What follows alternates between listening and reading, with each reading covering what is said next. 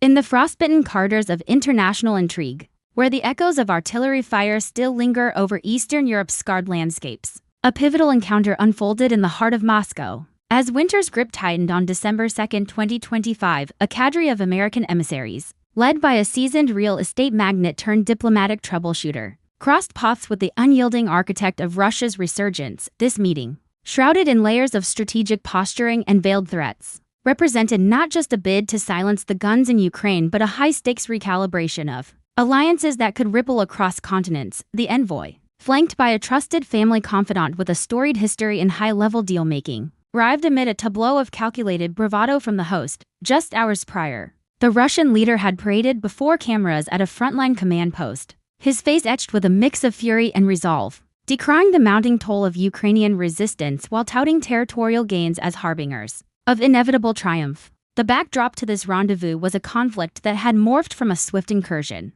into a grinding quagmire, devouring lives and resources with insatiable hunger. 3 years into the fray, the American delegation's mission was audacious: to forge a framework that could halt the bloodshed without unraveling the delicate web of U.S. commitments to NATO's eastern flank. Their proposal, a meticulously revised blueprint distilled from marathon sessions in sun-soaked Florida villas and neutral Swiss salons, clocked in at a lean 20 points, a trimming from an earlier, more sprawling 28-item draft that had drawn fire for its perceived tilt toward Moscow's wish list. At its core lay a cessation of hostilities, buttressed by ironclad security pacts for Kyiv that echoed the mutual defense ethos of NATO's Article 5. Without the alliance's full embrace, Ukraine, in exchange, would forswear NATO aspiration. For a generation, a bitter pill framed as a pragmatic shield against future provocations. Territorial ambiguities, those contested swaths where blood had soaked the earth, would be deferred to diplomatic arbitration, with reconstruction funds funneled through a levy on Russian energy exports. A clever fiscal cudgel designed to bind the aggressor to the peace, but the road to accord was paved with thorns. The envoy's prior overtures, captured in surreptitiously recorded exchanges that surfaced like digital landmines, had fueled a firestorm of scrutiny. In one such transcript, the American operative was heard dispensing tactical counsel to a top Kremlin advisor, urging a preemptive summit with the U.S. leader to preempt Ukrainian entreaties, and scripting compliments on Middle Eastern breakthroughs to grease the wheels of goodwill. Critics decried it as undue deference, a whisper of capitulation that betrayed the envoy's roots in boardrooms rather than battlefields. The host, ever the master of narrative, parried with praise, dubbing his visitor intelligent and polite, a rare Kremlin accolade that only amplified suspicions of undue familiarity. Yet, beneath the rhetoric, a subtle thaw was evident. The Russian side, having digested the updated draft, signaled openness to its contours as a framework, provided it honored the spirit of prior understandings forged in an Alaskan summit months earlier, a nod to frozen lines and neutralized threats that had eluded prior mediators.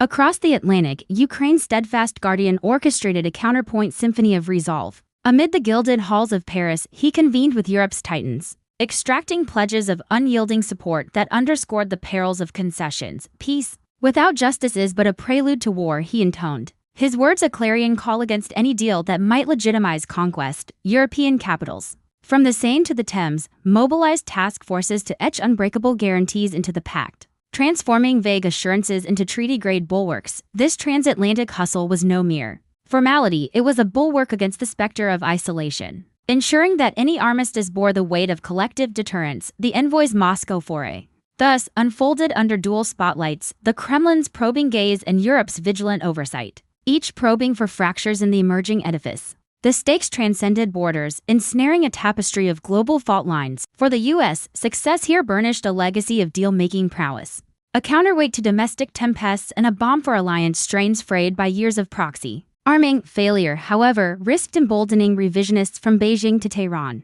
who watched with predatory interest as the West's unity bent under pressure. Economically, the conflicts dragged skyrocketing energy costs that had once spiked inflation to decade highs, demanded resolution. A stable Ukraine could unlock black soil bounties and rare earth troves, fueling a post-war boom that might redistribute global supply chains away from adversarial grips. Yet, the human calculus loomed largest: millions displaced, cities reduced to skeletal husks, and a generation scarred by loss. The envoy's satchel carried not just papers but the weight of these imperatives, a reminder that diplomacy's ledger tallies not in ink but in lives spared. As the Kremlin doors swung shut behind the Americans, The air hummed with tentative optimism laced with peril. The host's parting salvo, a veiled warning to Europe that meddling would invite swift defeat, betrayed the fragility of trust. Yet, in the envoy's recounting, the hours ticked by in a marathon of give and take, stretching far beyond allotted slots. Much like a prior Alaskan parley that had veered into the night,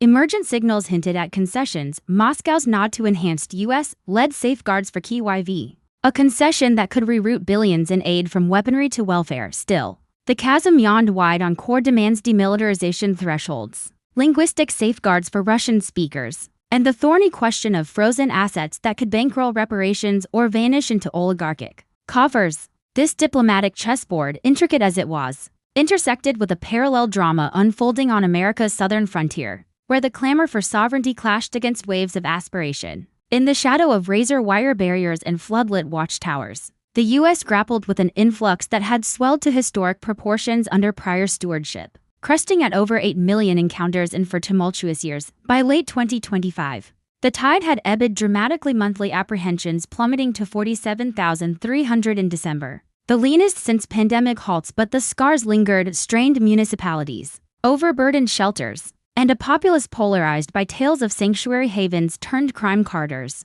The administration's response was a multifaceted fortress, blending enforcement muscle with policy pivots that redefined entry's very essence. At its vanguard stood a surge in removals, with federal agents bolstered by cross-agency task forces from narcotics enforcers to firearms specialists, netting over 113,000 detentions in the war's early salvos. Deportation flights, once sporadic, hummed like clockwork, ferrying tens of thousands southward amid a 96% plunge. In crossings that evoked a miracle of deterrence, detention capacity ballooned to 100,000 beds, with repurposed military outposts and even overseas bastions like Guantanamo eyed for overflow, transforming idle bases into hubs of processing and expulsion. Yet, this iron fist concealed a velvet glove of economic incentives: a proposed 50% levy on outbound remittances, those lifelines, totaling $148 billion annually from immigrant pockets, aimed to claw back fiscal burdens, channeling proceeds toward wall extensions and judicial hires.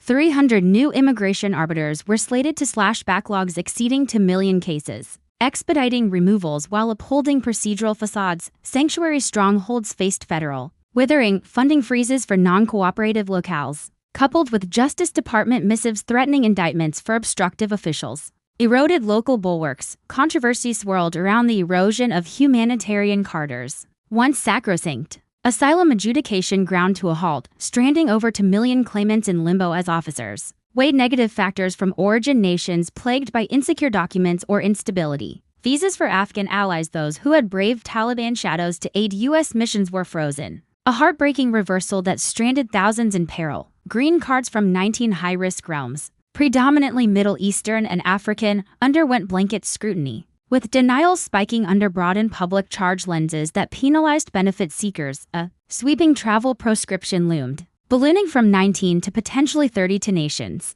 echoing first-term bans but amplified by rhetoric branding entrants as invaders, unfit for Western assimilation. This border bulwark, while quelling immediate surges, ignited ethical infernos. Advocates decried the shuttering of parole pathways for Venezuelans and others, policies that had funneled hundreds of thousands into orderly queues, mass raids in urban enclaves. Chicago's bustling wards, Los Angeles's vibrant mosaics evoked echoes of bygone eras, with masked operatives in unmarked vans, sowing terror among families long woven into the national fabric.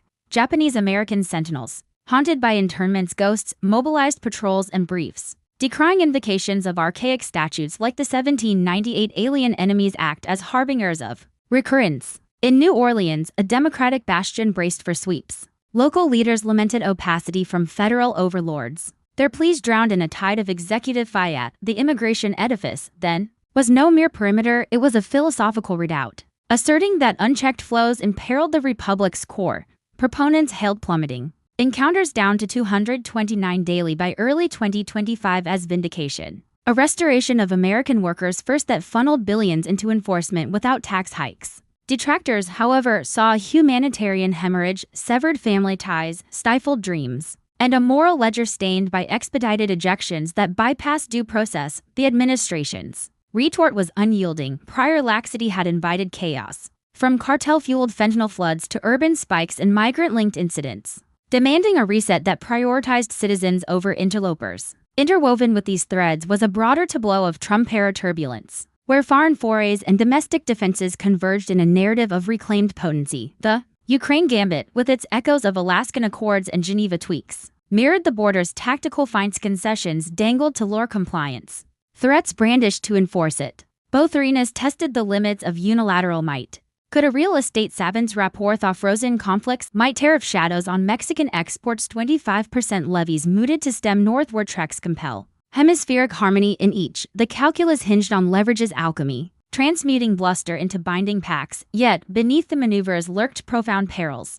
In Ukraine, a misstep could fracture NATO's spine, emboldening autocrats to redraw maps with impunity. On the border, overreach risked judicial rebukes or economic blowback, as remittances dried up in sending nations, sparking retaliatory ripples. Domestically, the crackdown cleaved communities, Afghan enclaves in Sacramento and D.C. suburbs quaked under review's shadow while Cuban caravans rerouted to Mexico City's promise, a testament to policy's chilling reach. Japanese-American vigils in LA's Little Tokyo evoked wartime wounds, a poignant reminder that exclusion's logic, once loosed, spares none. As 2025 waned, these sagas converged in a crucible of consequence. The Moscow parley's denouement, whether a signed truce or stalled stalemate, would echo in border briefings, where envoys touted deterrence as dividends. Success in one might embolden the other. Failure could cascade into isolation for the envoy, shuttling from Kremlin opulence to frontier outposts. The dual mandates underscored a unifying ethos: peace through strength, security through scrutiny. In this grand theater where diplomats diced with despots and agents audited aspiration, the Republic staked its soul not on walls alone, but on the wisdom to know when to build, when to breach, and when to simply listen to the winds of change.